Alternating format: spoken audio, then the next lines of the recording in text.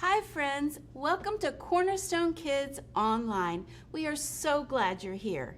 You're about to watch one of our service recaps. A recap is something we already learned but are going to go over again in a shorter amount of time. Are you ready? Great, so are we.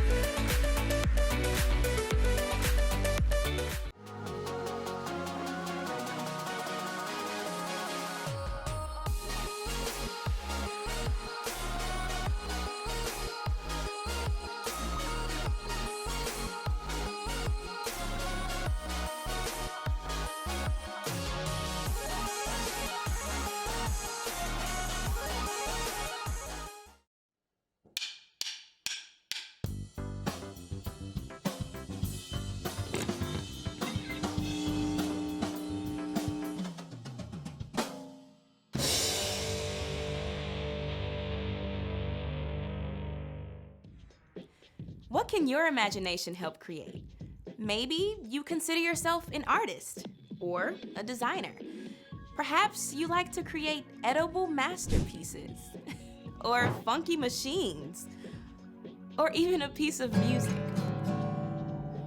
Those are all amazing ways to use your imagination.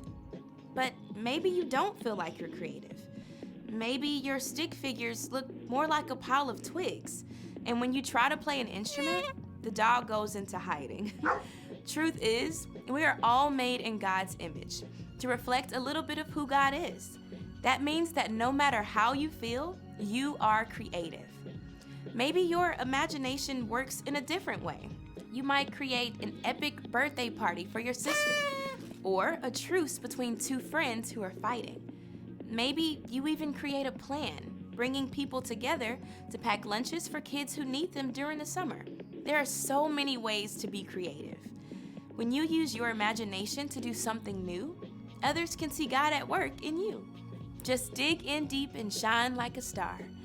That's why creativity is an amazing way to worship God with your life. Because worship is about more than just singing loud. It's all about living loud. Don't gotta look too far, just dig it deep and shine like a star. Let's show the world who we can be by using our creativity. Come on. Sometimes it's easy to feel like I've given all I got. Is there anything more? I get down, get stuck, boxed in, locked up. I gotta get moving, gotta get moving. And all I see right in front of me are endless possibilities. Birds flying high and the planets in the sky. So creative, so innovative. How the river flows and how the grass grows. So creative, so innovative.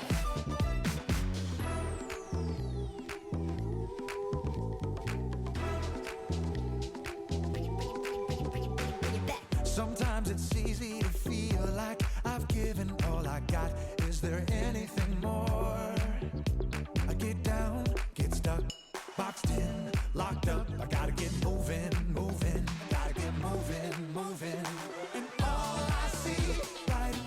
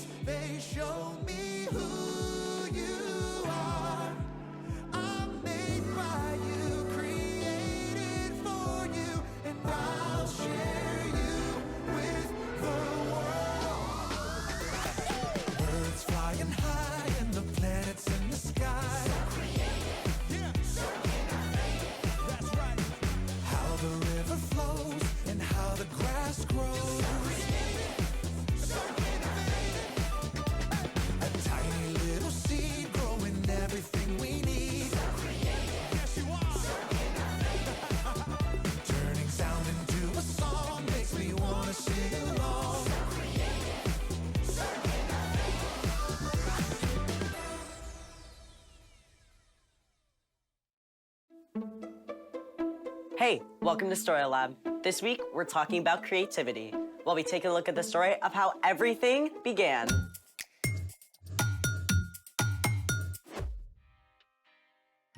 Hey, I'm Skylar. And I'm Sebastian, We're talking about creativity. which is using your imagination to do something new.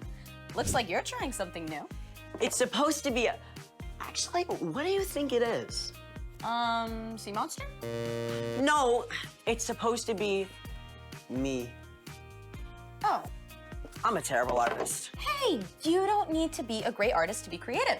You can find unique ways to solve problems or encourage people or create something no one has ever seen before. That's a relief. Actually, today's guest creates things no one has ever tasted before. I like the sound of that. His name is Mac. He makes amazing cakes and treats. Please tell me he's going to bring in some of his creations. Yep. Hey, Mac, we're so excited to have you here in the Story Lab. It's great to be here. And we're also excited to have this. Yes. It's a vanilla cake that has a edible drip on it and even has candy on top. And you made this all from scratch, like nothing from a box. It's all from scratch. I'm impressed. Wow. So how did you get started baking? Well, I just made cookies one night during COVID and it was really fun. So how did baking turn into such a big thing for you? Well, one of my mom's friends actually had an anniversary coming up and she asked me to make her a cake. And when she posted it, it kind of just started from there. What do you enjoy most about baking? I really enjoy decorating and bringing smiles on people's faces, especially during COVID.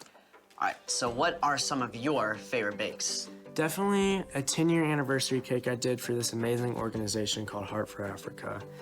Basically, they asked me to make this huge 3-tiered cake. It had so much candy and even had donuts on it, but it was so much fun. That is awesome. What would you say to kids who want to discover their own creativity? I would say that anyone can be creative, and if you have an idea, don't be scared to keep pursuing it. Is there any chance we could try making this cake deliciousness for ourselves? Sure thing. All right, let's all say it. Let's make it! Okay, so first we have this pink icing, and this is called a rosette tip. So first thing we're gonna do is just make a small circle right here. You wanna try? Sure. Okay, Awesome. there you go. Okay, next we'll take this yellow color, and this is called a French tip. Then we'll just basically dot with this right here.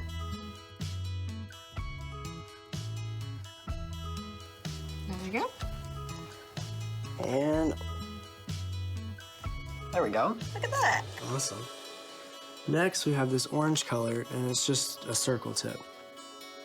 And then we'll basically just use this to fill in any spots that that still have cake.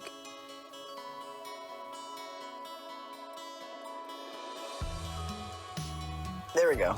Okay, is it sprinkle time? I think it is. Pass them over. Hey, you go first. Alrighty. A little bit.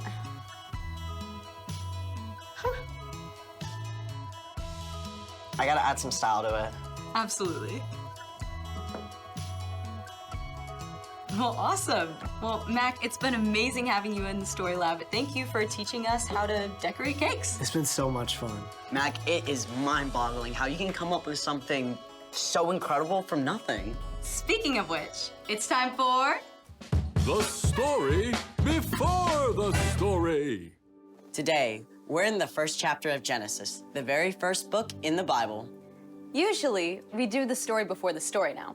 But today, there is no story before the story. Because our story starts at the very beginning. Take it away. Hey everyone, I'm Erica. Hey, Erica. I need you to wrap your brain around something that seems impossible. Before time began, there was no time. There was nothing. No breath of air, no sliver of light, no thing to think a thought. Except God. God was in the midst of nothingness, and God had a plan, an immense, breathtaking design in mind. God spoke into that dark nothingness and called out. Let there be light. And there was light, just like a painter splashes color across a canvas. God flooded everything with brilliant light, and God saw. That's good.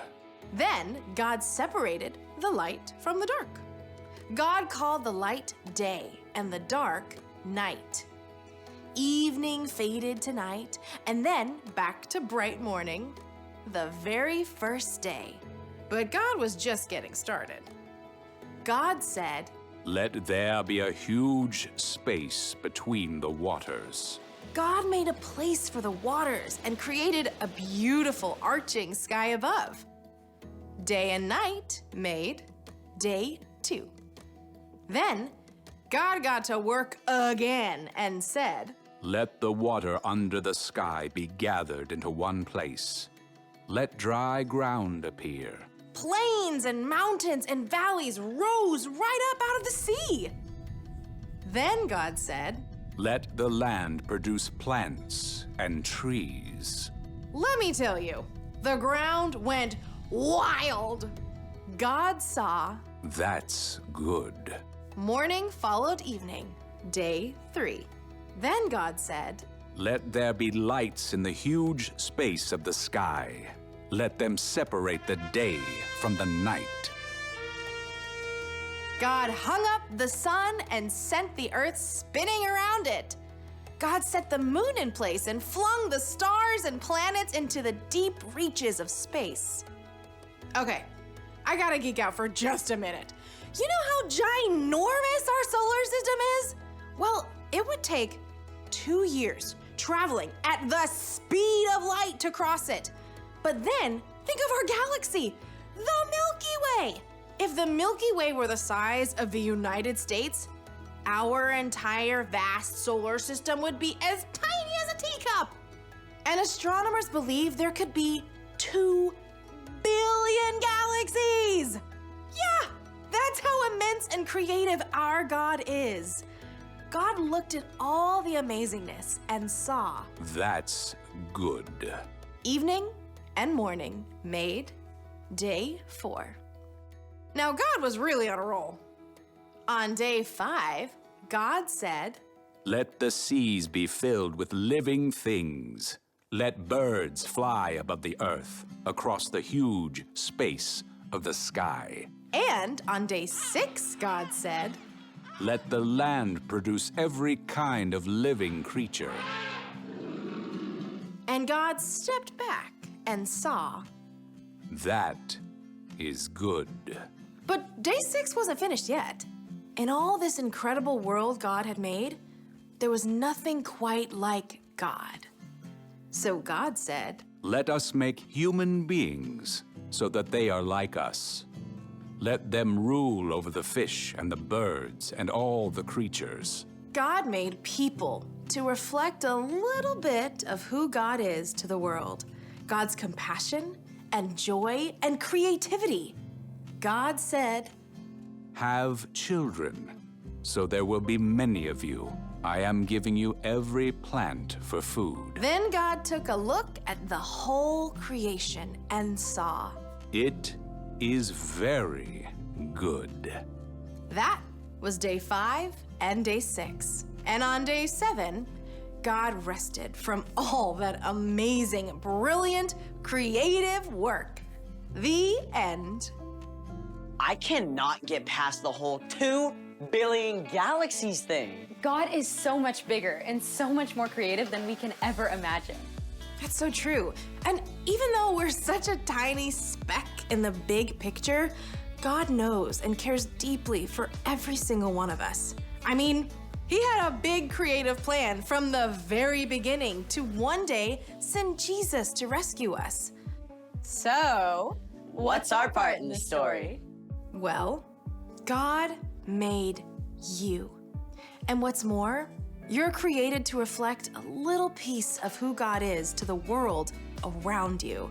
God is endlessly creative, which means that whether or not you feel like it, you are creative. maybe you can paint or draw or make up songs. But maybe your creativity is a little different, like figuring out unique ways to encourage your friends. Or solving complicated problems. Or making peace between people who disagree. creativity can look like so many different things. If you aren't sure how God wired you to be creative, ask God to show you. And ask your friends and family too. Yeah, they may see something that you don't. I think you got it. Guess what? I'll see you next time. Bye, Erica. So here's the thing. God created you so you can be creative.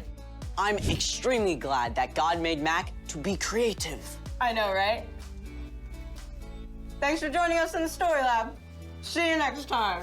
I'm good. I know. Yeah. Cheers.